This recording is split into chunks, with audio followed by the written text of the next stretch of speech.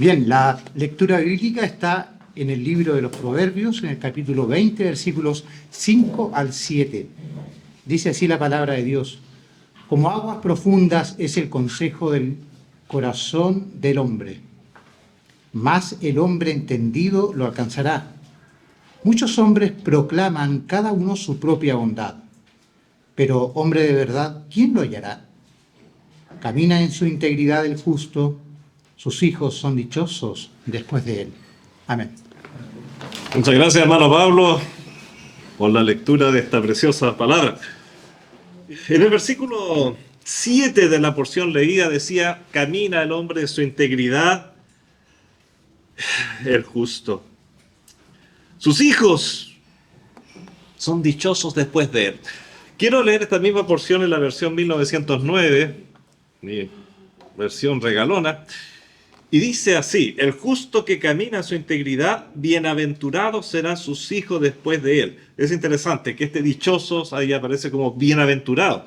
Claro, bienaventurado significa dichosos, pero creo que, no sé, hay una riqueza especial en el término bienaventurados, y de ahí que el mensaje se titula hijos bienaventurados, no hijos dichosos, aun cuando vamos hacia en el mismo sentido, hijos bienaventurados. Me llama la atención esta expresión porque una de las mayores preocupaciones que normalmente tenemos los padres es que nuestros hijos sean bienaventurados, sean dichosos en la vida. ¿Qué padre no quiere que sus hijos sean dichosos? Ay, ay, ay, hay que ser muy especial para no querer eso. Y queremos, ¿no es cierto?, alfombrarle, ojalá, la vida a nuestros hijos. Que no pasen por los problemas amargos que hemos pasado nosotros, que nuestras experiencias duras, que esas que nos sacaron lágrimas alguna vez, no las lleven a experimentar ellos. No lo queremos para ellos, que esas frustraciones, esas indignaciones, no las lleguen a vivir ellos. Por otra parte, la mayoría de los padres anhelamos que nuestros hijos lleguen a ser mejores que nosotros, mejor preparados, con mejores recursos, mejores destrezas. Si nosotros no teníamos idiomas, que ellos los tengan, y si teníamos uno, que tengan 2 o 3. Queremos que tengan herramientas para enfrentar la vida. Además, que alcancen muchas metas y satisfacciones. En general, que experimenten mayores momentos de dicha de los que nosotros nos tocó vivir. Pero para un padre cristiano además hay mucho más. Para un padre renacido en Cristo, para un padre que ha tenido la experiencia de haber nacido de nuevo, hay un ideal. Y el ideal para nuestros hijos es que ellos sean aún mejores cristianos que nosotros. No solamente que reconozcan en Cristo a su Salvador, sino que sean mejores cristianos que nosotros, más espirituales que nosotros, produciendo día a día con sus vidas alabanza, glorias al Señor. ¿Hay alguna manera en la que podamos aportar para que lo anterior sea una realidad? En realidad, sí, hermanos queridos. Y no me refiero solo a la educación formal, a la educación informal, porque podemos darle una educación, ¿no es cierto?, a través del colegio, academia superior, llámese universidad u otra. Podemos hacerlos viajar por el mundo, darle una formación, por lo tanto, informal. Pero mucho más que eso, hago referencia al proverbio que hemos leído. El justo que camina en su integridad, bienaventurados serán sus hijos después de él. Así es, los padres queremos que ellos tengan más herramientas para defenderse en la vida. Queremos que tengan todas las armas para luchar contra las agresiones de la vida, que no siempre y normalmente no es tan fácil como solemos soñarla en nuestra infancia. Queremos que ellos encuentren todo el amor, la ternura que es posible encontrar. Queremos que sean personas sabias, que no se dejen manipular, que tengan principios firmes, que sean hombres y mujeres de palabra, que abominen la mentira. Queremos que sean personas capaces de ir contra la corriente. Qué cosa más difícil. Qué cosa más difícil. Pero sí, un cristiano siempre irá contra la corriente y que ellos lo descubran y aprendan a ir contra la corriente. Qué importante. Aun cuando el pensamiento más popular, el pensamiento llamado comúnmente políticamente correcto, sea otro, no me importa que ese sea el pensamiento políticamente correcto. Para mí lo correcto está dirigido, está guiado, está filtrado por lo que dicen las Escrituras. Por lo tanto, esa es mi dirección. Yo nado a favor de lo que dice Dios a través de su palabra. Eso queremos de nuestros hijos. Eso es lo que anhelamos de ellos, aun cuando no sean populares. Así es. A la luz de las Sagradas Escrituras, a la luz de la experiencia cristiana, entendemos que la dicha se encuentra asociada a principios sólidos e inamovibles.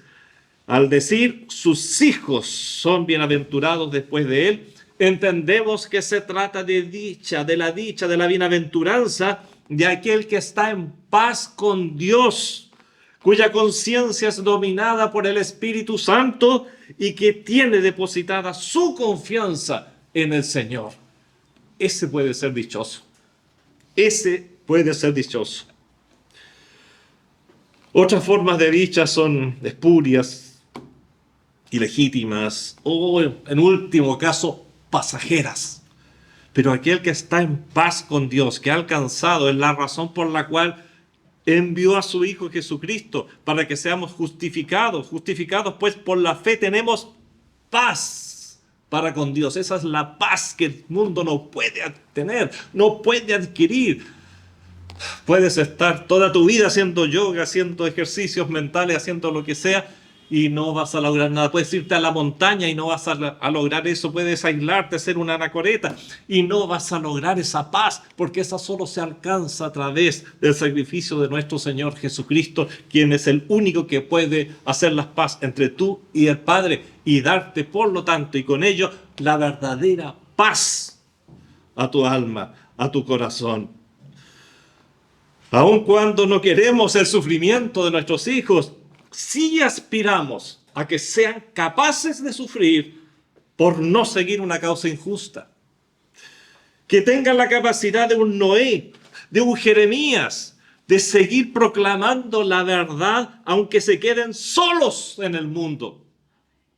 Aun cuando sus propias familias no los entiendan. Que sientan la paz de estar haciendo lo correcto, haciendo la voluntad de Dios, de estar en el centro de esa voluntad, aun cuando nadie los entienda y se queden solos. Porque mejor es estar solos referente al mundo que estar solos referente a Dios. Quiero estar acompañado de Dios aunque no haya nadie a mi lado. También queremos que sean personas desprovistas de egoísmo. ¿Cuánto más queremos de nuestros hijos? No, que no sean egoístas, que sepan amar a sus cónyuges, que sepan amar a sus hijos, que sean fieles y capaces de sufrir por sus ideales.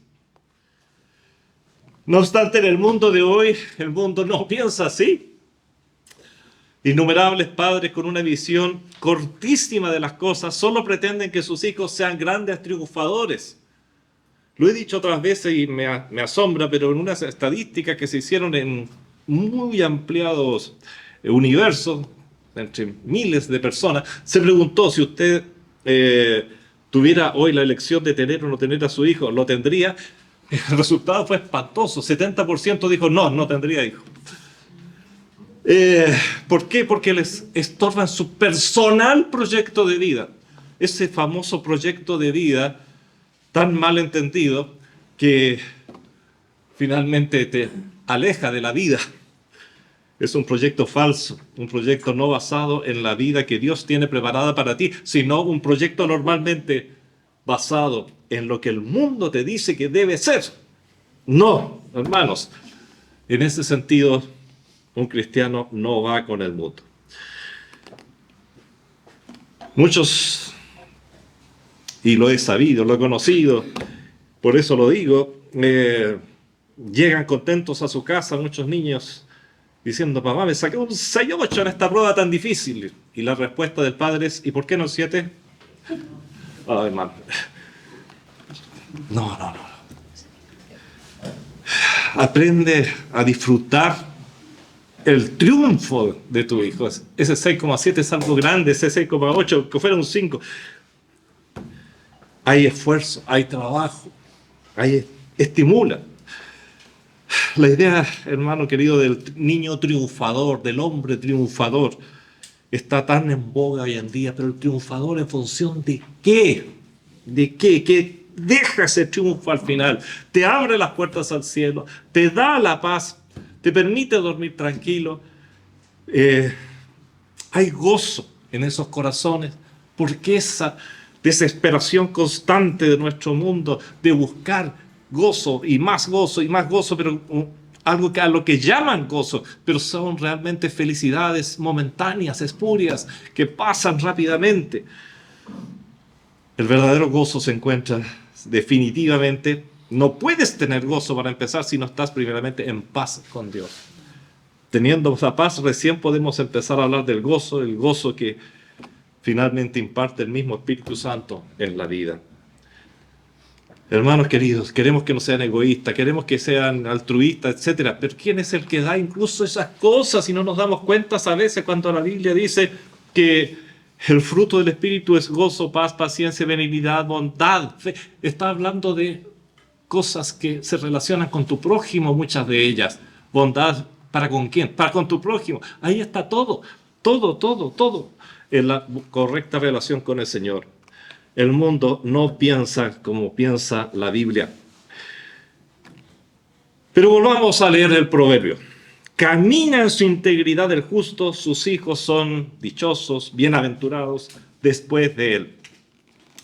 Hemos comenzado por la segunda parte del proverbio, la dicha del hijo, y lo que queremos, que es para nosotros la dicha de él, y cómo todo padre anhela esa dicha. Y no estoy solo predicando a los padres presentes, estoy predicando también a los padres en potencia que tenemos aquí, hermanos queridos. Hay muchos jóvenes hoy día, por la gracia del Señor. Te predico a ti, joven, te predico a ti.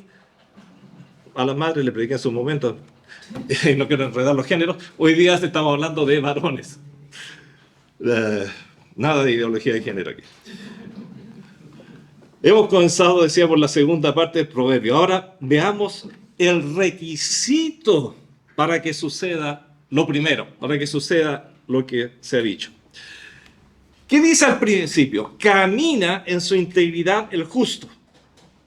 Claramente hay aquí una asociación de causa y efecto. Nosotros partimos por el efecto. Sus hijos son dichosos después de él. Veamos ahora la causa. ¿Por qué estos hijos son dichosos después de él? A veces decimos, mira, pasé unas vacaciones excelentes, sí, todo fue fantástico, conforme al horario, conforme a lo que decía el programa de vacaciones, en ese tour, qué sé yo. Pero normalmente antes de pasar esas vacaciones muy buenas, se ha trabajado muy duro. Se ha trabajado durante un año, se ha tenido que ahorrar y para ello se han debido tener privaciones y sacrificios. Se ha tenido que consultar con una agencia, se ha tenido que conversar. Se ha tenido que quizás firmar varios cheques. Bueno, hoy en día es tarjeta de crédito. Y sin embargo hablamos de las vacaciones, pero se nos olvida que esas vacaciones son el fruto de mucho trabajo. Ahora hay que hablar del requisito de ellas. Hablamos del fruto, lo que queremos de nuestros hijos. Sus hijos son bienaventurados, son dichosos después de él. Esto es el resultado. Son las vacaciones, usando el símil, ¿no? Pero ello es el resultado de un largo trabajo. Y esa es la parte que no nos gusta. Cuando usamos la palabra trabajo ya se echó a perder el mensaje. Es el resultado de un arduo trabajo. Porque, ¿qué dice antes? Camina en su integridad el justo. Para obtener el resultado requerido hay un proceso. No basta con quererlo. Hay que obtenerlo. Todos queremos cosas, pero no queremos el trabajo, no queremos el camino que implica llegar a obtener esa cosa. Así que no solo hay que quererlo, hay que obtenerlo. Y para eso dice, camina en su integridad. Está hablando de proceso, está hablando de acción, de caminar. Y camina en, ¿qué? En su integridad. ¿Quién? Y el que ya es justo. Nos está hablando aquí de una persona, para empezar, temerosa de Dios, obediente a su voluntad, que camina, es decir, vive cada día en integridad. No son momentos de integridad. Consecuentemente, una integridad consecuente con lo que Dios espera de la persona. ¿Qué es vivir en integridad? Entonces podemos preguntarnos, ¿qué es vivir en rectitud? Para el justo al menos implica dos grandes dimensiones. Primero, una relacionada con su vida personal. Una persona que camina en integridad, un justo que camina en integridad, es una persona que busca el rostro del Señor diariamente en oración, diariamente en la meditación de su palabra, diariamente buscando cánticos espirituales para alabar al Señor. Es una persona que desarrolla el carácter santo por medio de la comunión y obediencia al Señor. Y es una persona que aplica a todos los ámbitos de la vida esta íntima comunión con Dios, porque la comunión con Dios no es algo que se da solamente a puerta cerrada. Cuando me retiro a orar, cuando me retiro a leer, cuando busco un espacio para ello. No, la comunión con Dios es aplicable y debo aplicarla a todos los ámbitos de mi vida. Bueno, ese es un aspecto de una persona íntegra. Pero además, vivir en integridad, vivir en rectitud, es relacionarse, y aquí va a parecer quizás para algunos como que cambié de mensaje. No, está totalmente relacionado. Es asumir el cargo que Dios nos ha dado. Es un cargo de servicio. Y en esta dimensión se encuentra el ejercicio paterno, propiamente tal, lo cual implica necesariamente el servicio sacerdotal familiar. Hermano querido, los sacerdotes no están solamente en edificios haciendo un servicio. El sacerdocio arónico, de hecho, ya desapareció y no existe. No hay sacerdotes bíblicamente hablando en el día de hoy, salvo tú. Salvo tú. Cada cristiano, cada creyente, cada converso es un sacerdote. El apóstol Pedro identifica al pueblo del Señor como integrante de un sistema sacerdotal que ha sido llamado a un servicio universal, un sacerdocio universal. Primera Pedro 2:5 dice, vosotros también, como piedras vivas, sed edificados como casa espiritual y sacerdocio santo. ¿Un sacerdocio santo para qué? Para ofrecer sacrificios, pero ya no físicos, sino espirituales, aceptables a Dios por medio de Jesucristo. Te fijas, estamos ya no en un sacerdocio arónico, es un sacerdocio universal. Y luego en el versículo 9 agrega, más vosotros sois linaje escogido, quien realmente todo creyente, real sacerdocio, nación santa, pueblo adquirido por Dios, para que anunciéis las virtudes, otros para, de aquel que os llamó. Así que si no sabías que eras un sacerdote, ahora lo sabes.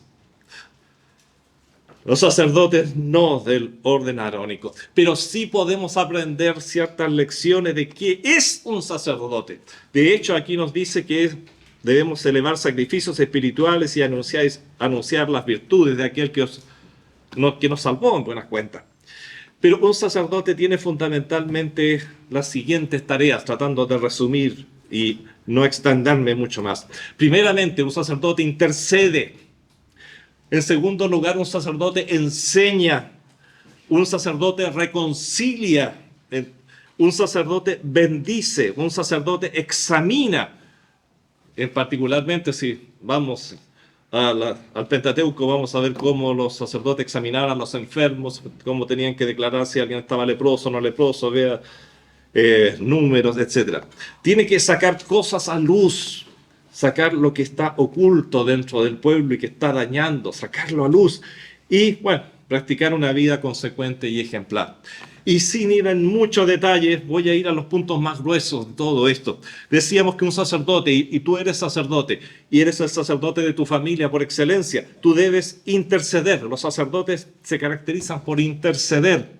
El ministerio de intercesión de los padres es algo ineludible, de tremendo peso.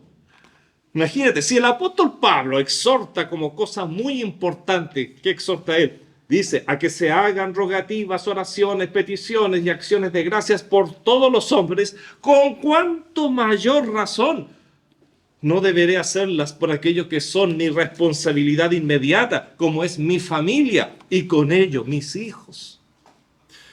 Exhorto ante todo que se hagan rogativas, oraciones, peticiones y acciones de gracia por todos los hombres. 1 Timoteo 2:1. Y muchas veces pensamos más allá de las fronteras incluso. Y se nos olvida la frontera más cercana, la que está limitada por mi casa, mi hogar, mi familia. La intercesión tiene muchos aspectos. Interceder por su salvación, interceder por su crecimiento espiritual, interceder por lo que será su paso por la vida, interceder por su diario afán, su cuidado, su salud.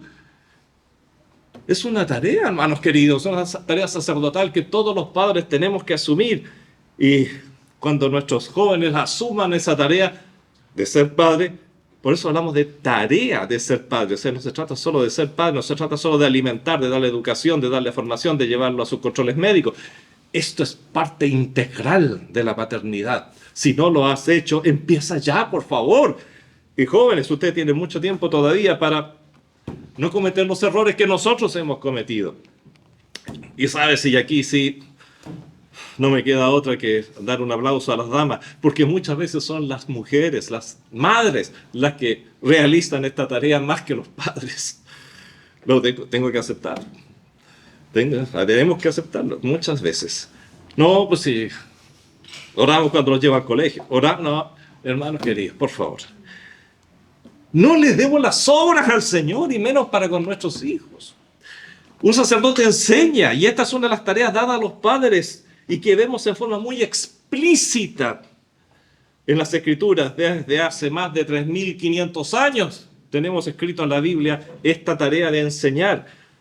Dígame si alguien no conoce Deuteronomio 6, 6 y 7, cuando dice, y estas palabras que yo te mando hoy estarán en tu corazón y las repetirás a tus hijos y hablarás de ellas estando en tu casa y andando por el camino y al acostarte y cuando te levantes. En otras palabras, de forma permanente. ¿Cuándo le hablaste del Señor a tus hijos la última vez? ¿Cuándo despertaste en ellos una duda para iniciar una conversación? ¿O aprovechaste una circunstancia para enseñar una verdad profunda? El Salmo 78, 5, 7 es muy conocido también y tan explícito en este sentido. Él estableció testimonio en Jacob y puso ley en Israel, la cual mandó a nuestros padres que la notificasen a sus hijos, para que lo sepa la generación venidera y los hijos que nacerán, y los que se levantarán, lo cuenten a la vez a sus hijos, a fin, y hay un objetivo tremendo aquí, a fin de que pongan en Dios su confianza, no en sus fuerzas personales, no en una institución, no en el Estado, en Dios su confianza, y no se olviden de las obras de Dios, que guarden sus mandamientos. Esto de enseñar es algo muy explícito en la Biblia. Hay tantos versículos que nos hablan, hay tantas porciones que les recuerdan a los padres una y otra vez. Debes enseñar, debes enseñar, debes enseñar. Y si no enseñas, es que yo tampoco sé. Culpable. Tienes que aprender. Por eso dije, primeramente un sacerdote tiene que tener una vida personal muy cerca del Señor. O si no, ¿qué vas a enseñar? Teoría. La teoría no sirve, salvo que vaya acompañada de experiencia personal, de ejemplo. Instruye al niño en su camino, y aun cuando fuese viejo no se apartará de él. Proverbios 22, 6. ¿Qué otra cosa hace el sacerdote, hermanos queridos? Por lo tanto, responsabilidad paterna. Cuando hablamos vuelvo a decir, de tareas paternas, Estas son las más importantes. Practicar la reconciliación. Oh, la mayor misión que tenemos como padres es la de guiar a nuestros hijos hacia el encuentro personal con Cristo. Ya lo hemos dicho antes de alguna manera. Esta es una preparación que comienza en el vientre materno y continúa día a día después del parto, hasta que se produzca. Qué importante es esta reconciliación. Reconciliados pues con Dios. La reconciliación más importante y pendiente en la vida de toda persona que no lo haya hecho.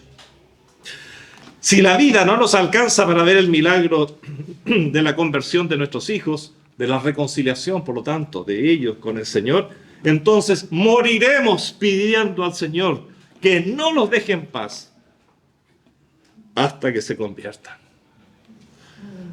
¿A qué precio? A ver, aquí me van a retar a alguien. Porque me han retado antes por decir cosas así tan claras. A cualquier precio, sí, a cualquier precio. Es preferible que tu hija pierda una mano y su mano derecha en un accidente si con ello medita al punto de reconciliarse con Dios. Es mejor eso antes que pase toda la eternidad. La eternidad no termina, hermano, en el infierno con sus dos manos. Y lo dice el Señor Jesús, y no lo estoy diciendo yo, no estoy diciendo cosas terribles. Mateo 5:30, y si tu mano derecha te es ocasión de caer, córtala y échala de ti, pues mejor te es que se pierda uno de tus miembros y no que todo tu cuerpo sea echado al infierno. Mateo 5:30, palabras del Señor Jesucristo. Por eso digo, ¿a qué precio? Al precio que sea, pero la eternidad la viva en el cielo. Obviamente que todos esperamos que no tenga que ocurrir esto, por supuesto. Por ello es mejor instruirlos en el camino de la justicia y el temor del Señor desde su más tierna infancia. El primerísimo campo misionero de todo padre son sus hijos. Y un sacerdote bendice. Otro punto, bendice. La bendición sacerdotal paterna tiene varios aspectos. Para empezar, está la bendición natural que recibe el hijo que es criado en un hogar donde el temor del Señor es la guía de todo lo que se dice y se hace. Esa es la bendición del hogar, ese hogar donde, como dice Proverbios 21:20, hay tesoro precioso y aceite. Tesoro precioso, el más grande de todos los tesoros. Aceite. Siempre símbolo potente del Espíritu Santo, la presencia. El solo hecho de estar bajo el amparo de ese hogar donde hay tesoro precioso y aceite, ya hay bendición. Es una forma de bendecir a nuestros hijos. La palabra habla mucho de esto, ¿no? Dios trastornará a los impíos y no serán más, pero la casa de los justos permanecerá firme. La bendición, además, que recibe producto de la diaria oración del padre sobre su familia, en la oración de intercesión, en la oración de gratitud, cuando nos sentamos a la mesa y les hacemos entender a todos que sí, ahí está representado el trabajo de tu padre y quizás también de tu madre, pero no habría nada en esa mesa si el Señor no lo proveyera. Hacerlo recordar día tras día es parte de la bendición que recibe el Hijo. El sacerdote examina, prevé y corrige. El sacerdote examina y prevé para evitar la contaminación y para corregir a tiempo los desvíos. La labor sacerdotal implicaba examinar en el Antiguo Testamento diferentes situaciones y sacar a la luz la verdad. A ver, ¿qué está pasando aquí? ¿Qué está pasando aquí? Como examinadores, los padres sacerdotes, debemos cuidar lo que entra en nuestra casa, lo que influye en nuestros hijos y exponer sobre este tema. ¿Qué es lo que entra en tu casa? ¿Es todo santo o hay también anatemas que destruyen tu hogar? Dios dice en Deuteronomio 7:26, y no traerás cosa abominable a tu casa para que no seas anatema, no seas maldito. del todo la aborrecerás y la abominarás, porque es anatema. Cuidado con estos anatemas que a veces traemos a la casa y a veces no son necesariamente cosas muy físicas. A través de internet entran cientos, miles de anatemas a nuestra casa o pretenden entrar. ¿Quién los va a controlar? Nuestros niños tienen que aprender. ¿Quién les va a enseñar? El sacerdote de la casa. Bueno, cuidado con ciertas costumbres, música, libros, cine, internet, arte, incluso amistades. Hay amistades que constituyen anatemas. El Señor ensalza la amistad de una manera tremenda, pero hay momentos en que las amistades se terminan también. Y deben terminarse porque, de alguna manera, no unirse en yugo desigual con infieles no es solamente casarse con una persona que, de alguna u otra manera, no participa de la fe en Cristo Jesús como Salvador. También muchas veces implica la unión con amistades. Así que hay que cuidar. A veces hay que considerarlas anatema. Bueno, el sacerdote corrige conductas internas, conductas sociales, morales y espirituales. No por nada Proverbios 13:24 dice: el que detiene el castigo a su hijo aborrece, mas el que lo ama desde temprano lo corrige. Corrige. Justamente lo que no quieren que hagamos ahora con nuestros niños, a través de todo este asunto de la ideología de género, que se está transformando en leyes que se transforman finalmente en antinaturales, anticristianas. No, padre, tienes que corregir lo incorrecto. No rehuses corregir al muchacho, dice Proverbios 23, 13 y 14. Porque si lo castigas con vara, no morirá. Lo castigarás con vara y librarás su alma del Sheol. Vamos concluyendo ya. Es Día del Padre, no quiero castigarlos más desde aquí. Creo que ahora podemos entender mejor, después de considerar todos estos puntos, la razón por la cual el autor de Proverbios 27 dice: camina en su integridad el justo, y ahora entendemos por qué sus hijos son dichosos después de él. Pues la dicha de los hijos es fruto del caminar íntegro de un padre justo. Padres, cumplamos con la voluntad de Dios, y esta es la palabra clave: asumiendo, no solamente sabiendo, no solamente analizando, no solamente comprendiendo, sino que asumiendo el sacerdocio asignado. Seamos, con la ayuda del Padre Eterno, porque tenemos ayuda, eso es lo maravilloso, los sacerdotes activos de nuestras familias. Jóvenes, cuando ustedes se casen, sean los sacerdotes activos de sus familias. Hagámoslo por amor al Señor, por obediencia y por la dicha de nuestros hijos, para que ellos sean bienaventurados. Alguien podría preguntarse: ¿significa esto que una persona que no tuvo un padre justo no podrá ser feliz? No, no es esa la idea. Pues cada uno dará cuenta de sí, y la relación con Cristo es personal. Por lo que una persona, como muchas, que no tuvieron un padre ejemplar, sí pueden ser bienaventurados, dichosos, luego de conocer al Señor, quien se constituye en su Padre, el mejor Padre del mundo, el mejor Padre que podemos considerar, y guía. No, esto se puede dar. Pero los padres que sabemos y hemos sido designados como sacerdotes de nuestras familias, hay mucho más responsabilidad. Y los hijos, si sus padres realizan, asumen su sacerdocio, tienen más posibilidades de ser bienaventurados. Hay muchos buenos padres, yo no estoy diciendo, no estoy hablando de mal padre. El problema es que hay pocos sacerdotes. Muchos quieren ser amigos de sus hijos, pero no el sacerdote de su hijo. Hermanos, los resultados no siempre son automáticos, pero si has realizado una labor sacerdotal en tu familia, con tus hijos, con tu casa. Entonces puedes dormir en paz. Si ellos no quieren escuchar, bueno, tú fuiste el atalaya, tú fuiste el que anunció, tú fuiste el que enseñó bien. Puedes estar en paz con el Señor. Puedes continuar orando. Puedes continuar realizando esa labor que a veces la consideramos como el último recurso, pero sí, nunca será el último. Es el más importante de los recursos. Puedes todavía hacer mucho, mucho con la oración.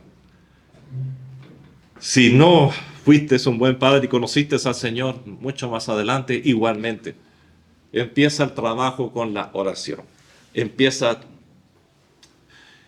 asumiendo tu rol, aunque no lo puedas ejercer directamente a estas alturas de la vida. Siempre se puede hacer algo o más que algo. Y el Señor dará las oportunidades.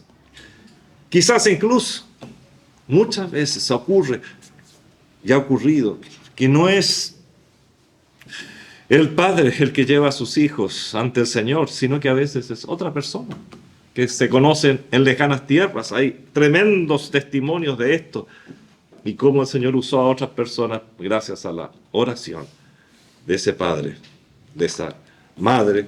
Vamos a agregar también, aunque es el Día del Padre, porque bueno, a decir, más son los ejemplos que he conocido de madres que de padres que han intercedido por sus hijos. Que el Señor nos ayude, que el Señor nos ayude a asumir, recalco esta palabra, asumir este rol. Si no sabías que lo tenías, ahora lo sabes. Jóvenes que tienen mucho por delante todavía, una familia que formar, comiencen bien, comiencen asumiendo su rol como sacerdotes de la familia. Padre Celestial, te doy gracias porque tú no nos desamparas, Señor. Y para todas las funciones que tú nos has exigido, o todas las funciones en las que, todas las tareas que nos has dado, Señor, siempre tenemos tu consejo. Y lo que pasa es que no lo buscamos, Señor, lo admito, no lo buscamos. Pero, Señor, ahí está tu consejo y la manera de hacerlo, de hacer las cosas, Señor. Ayúdanos a afirmarnos a tu consejo, a buscarlo y a ver la manera de ponerlo en práctica, de asumirlo en nuestra propia realidad. Gracias, Señor, en el nombre de Jesús. Amén.